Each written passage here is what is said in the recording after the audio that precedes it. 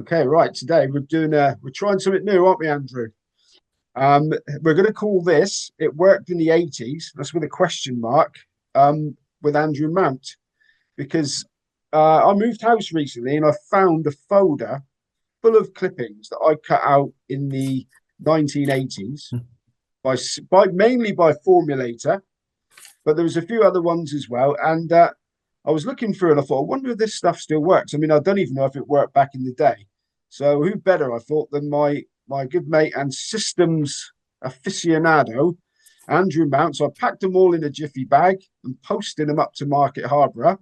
Yeah, And lovely. what the plan is, if people are interested enough, Andrew's gonna see if there's any weight to these theories in the 2020s. So we're going back into the past. It worked in the 80s. Andrew, the first one you picked out, basically the premise is stop betting on the flat at the end of September. Yeah, this one's system study by Formulator from the weekend back in September 1985, and the title is "How Not to End Up Flat Broke." I'll just read you the first bit. At the end of September is the time I finish betting on the flat and go over to the sticks, and citing that various factors make form unreliable at the tail end of the flat season as well as at the start of it. And he basically comes to the conclusion that statistically, April and October are by far the worst months for punters who like to bet the good things, odds on favourites.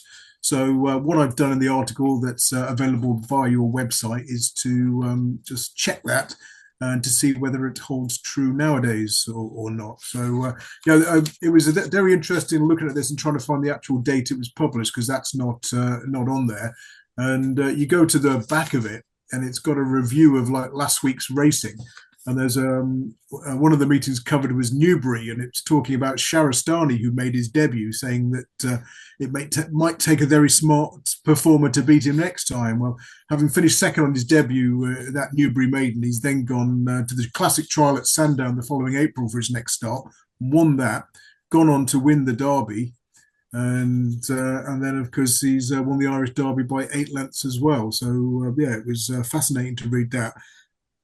And the other interesting piece from that, when you look at the meetings they covered, they were all run on sort of firm and good to firm ground. You know, there was a jumps meeting at Warwick, which is run on firm. Obviously, you just wouldn't get that nowadays with overwatering and yeah, sort of.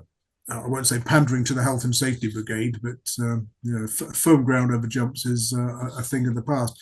But yeah, it's interesting going back to like the 80s. They didn't have computers to test these systems. Nowadays, I can just use Proform Racing, and test these at the touch of a button. Go back sort of 20, 25 years to see if these suggested systems hold true or not. So it's going to be interesting over the next few weeks and months, checking some of these out and see whether the wisdom of the 80s still holds true. So, Andrew, if you find a really, really profitable one, are we going to keep it to ourselves? yeah, absolutely. Yeah, you just send me 10 grand, and I'll start punting it and tell you how much you've won or lost in a year's time. Probably by a postcard from the Bahamas. It's interesting, isn't it? We had before he waved the white flag, we had a bookmaker who's no longer a bookmaker named Dean, who always used to say that he looked forward to April.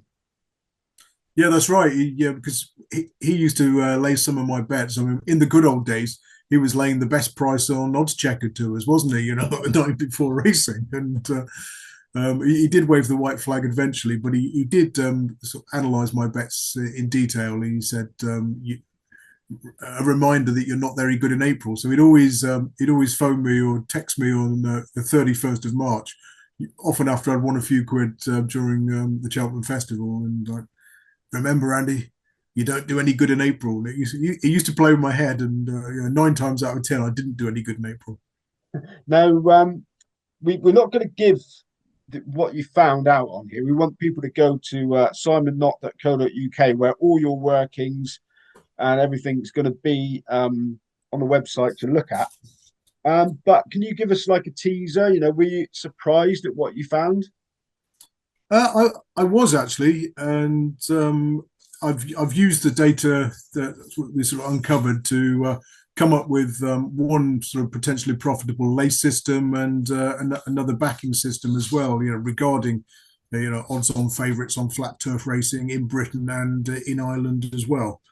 And just looking at there's some very sort of interesting bits and pieces in these articles. They're a bit waffly, but at the end of it, the author, who doesn't give his name, just calls himself Formulator. So be interesting if any of our listeners out there know, or viewers know who Formulator was in the Weekender in the mid-80s, because obviously these weekly systems articles were then replaced by Nick Morden, probably in the 90s, I think, because that's when I first started getting into sort of a systems approach to betting by reading Nick Morden stuff.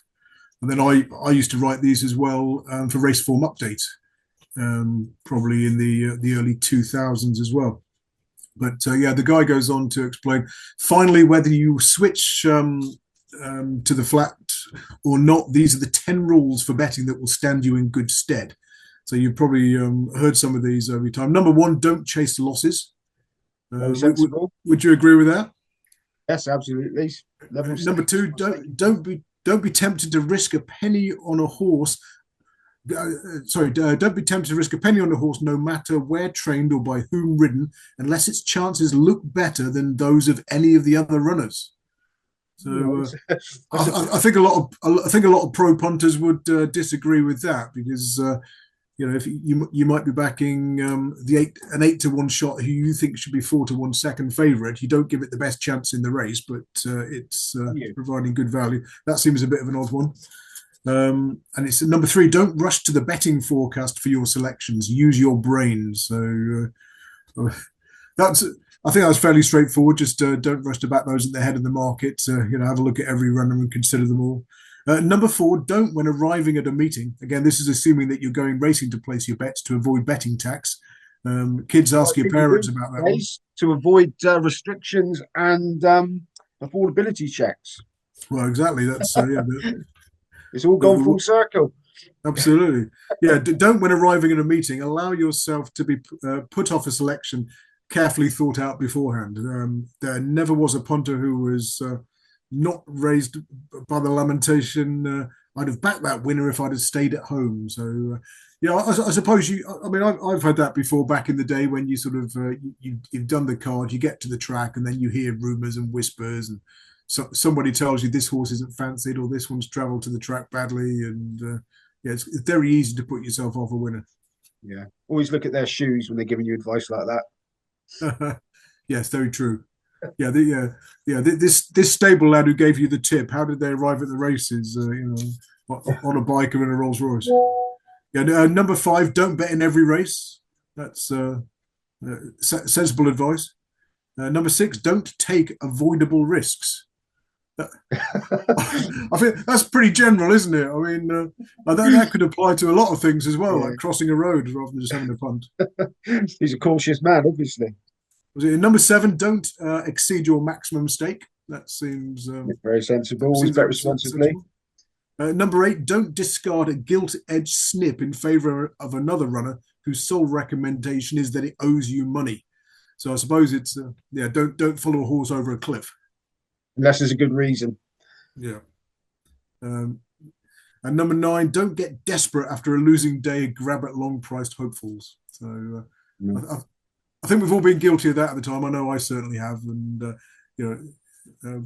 one of the things I learnt when clerking on course was that there's always a next race. So don't be trying to get out on the bumper at Navan or something like that at the end of a day because you're losing.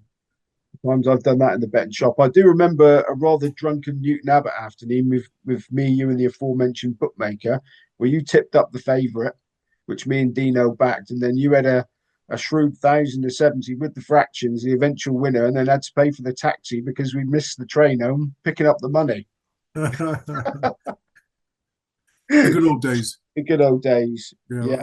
Newton Abbott summer jumps is dangerous because I get on the side and a couple of pints of that in the sun, it can play havoc.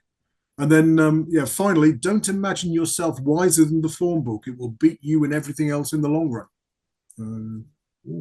Well, it's the way you would know this, the way you interpret the form book, isn't it? Yeah, I suppose. Yeah, probably another way of saying that is you've got to put in the work, and this game will bite you in the backside if you think you've got it you've got it sussed. And We all know that, don't we? exactly. So thanks for sending these articles. I look forward to trawling through them over the next few weeks and seeing if we can find out anything that held true then that's still useful now. Have you counted them, Andrew? I haven't. There's too many. I think I got I to think about. it's a few years worth. I'm pretty sure I saved them religiously, but obviously Formulator was quite a popular column when the weekend first came out.